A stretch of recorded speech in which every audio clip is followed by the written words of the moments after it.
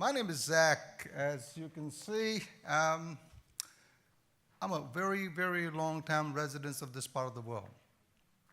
I've seen it from the time when we had less water to the point where we are using too much water to the point of the changes that has taken place.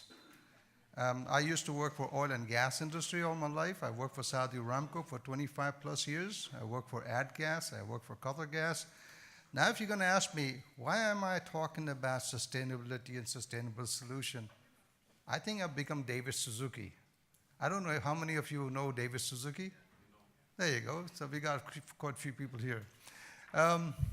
It's an opportunity that I am getting an opportunity here. First of all, I'd like to say thank you to Dr. Alim and his team for inviting me. And also an opportunity for me to learn a lot from many of us, many of the speakers that has shared some of the best practices. And I'm getting an opportunity to talk about some of the things that what we're trying to bring on board. Anything that what we're doing at the moment is all encompasses or it is around the Expo 2020. The reason why I'm bringing Expo 2020, if you think about the theme of Expo 2020, it has three themes, or three pillars, if you want to call that. Number one is innovation. Number two is sustainability. Under sustainability, we have, again, three more sub-pillars, which involves economy, environment, and social, as we all know. And the third one is creating legacy. What I'm talking about today, most of the thing that we'll be talking about today is all about legacy. Because someone said about disruptive innovation this afternoon. We don't want to have disruptive innovation as far as the legacy is concerned. We want to make sure that every one of us, for many, many years, will be learning something that will preserve what is required. So, without further ado, I want to talk about working towards more sustainable water policy. If we are thinking about reducing the water footprint, first of all, how many of us understand or have paid any attention to the word water footprint to start with? Now, we hear a lot about carbon footprint. Yeah, to a certain extent, we do understand carbon footprint, but not much about the water footprint. And if water is one of the most precious things that we have, let's talk about water footprint now. Why do we need to talk about water footprint? Why do we have to talk about water scarcity? Why do we have to talk about components of water footprints? Why do we have to talk about working with water footprint concept to reduce water consumption? We heard so many people talking about you should take a shower, or you should take a shower, not a bath, which is good. There was another article recently which was published in the newspaper that you should have a music so that you know exactly how many minutes the song was. Luckily, I listened to Led Zeppelin. The Led Zeppelin songs are longer. So that's could be another something to talk about. Make water from organic food waste. We make water from food waste, by the way. So if we are talking about creating water, maybe that could be another way to look at it.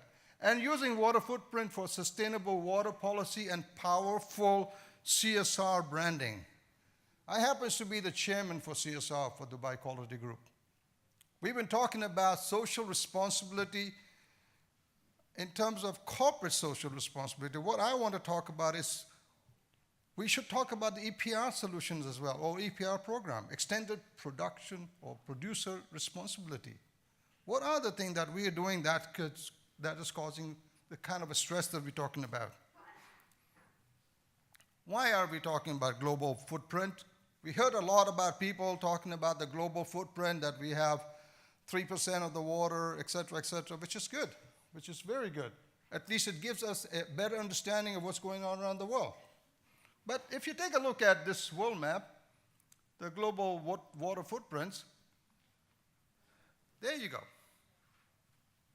We happen to have 3,336 cubic meter water per year per capita. What is an average? How are you talking about? That's the one which you're looking at the bottom. is an average where we're talking about some of those First Nations or people who have access to water, not people who are living in Africa or Afghanistan or any of those other places where they don't have water. So if that is the case, if you're using so much water, what are we going to do about it? Let's talk about current water scarcity. It's a major concern, especially in the Middle East.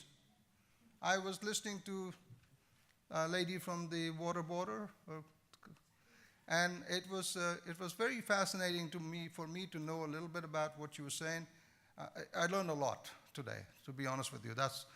As you were asking me, Dr. Alim, what do you think about the conference? I think it's a fantastic opportunity for us to share this platform to understand what's going on and what we can do in order to have a better world. It's a major concern, especially in the Middle East. Now, as you can tell, all of those places, we are not the only one, but there's other places as well that has red, including South Africa. I used to live in South Africa, by the way. South Africa has 2 oceans.